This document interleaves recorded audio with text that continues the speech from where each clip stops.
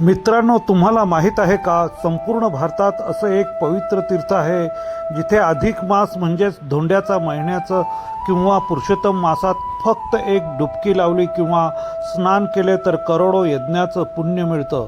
होय, आम्ही बोलतो आहोत नाशिकच्या त्र्यंबकेश्वरमधील कुशावर्त तीर्थाबद्दल. अधिक मास म्हणजेच भगवान विष्णू आणि शिवाच्या उपासनेचा काळ आणि त्र्यंबकेश्वर हे तर 12 ज्योतिर्लिंगांपैकी एक. पौराणिक कथेनुसार गौतम ऋषींनी गोदावरी नदीला पृथ्वीवर आणले तेव्हा ती येताच लुप्त झाली. ऋषींनी कुशाचा म्हणजेच गवताचा वेढा घालून गोदावरीस इथे प्रकट व्हायला भाग पाडले. म्हणूनच या तीर्थाला कुशावर्त असे म्हणतात. असं म्हटलं जातं की अधिक मासात या कुशावर्त कुंडात स्नान केल्याने जन्माजन्मांतरीचं पाप धुवून निघतात. इथे गोदावरी माता स्वतः गुप्त रूपाने प्रवाहित असते.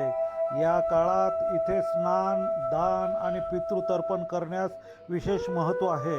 त्यामुळे घरात सुख, समृद्धी आणि पितरांचा आशीर्वाद मिळतो. तर या पवित्र मासात त्र्यंबकेश्वरला जाऊन कुशावर्ताचे दर्शन घेऊन त्यात दीपदान करायला तुम्ही विसरू नका.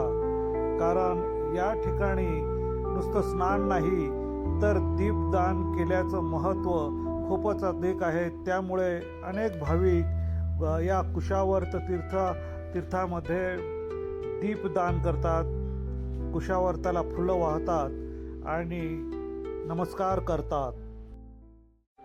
मित्रांनो, तुम्हाला हा व्हिडिओ आवडला असेल तर या व्हिडिओला लाईक करा, शेअर करा आणि आमच्या चॅनलला सबस्क्राईब करण्यास विसरू नका.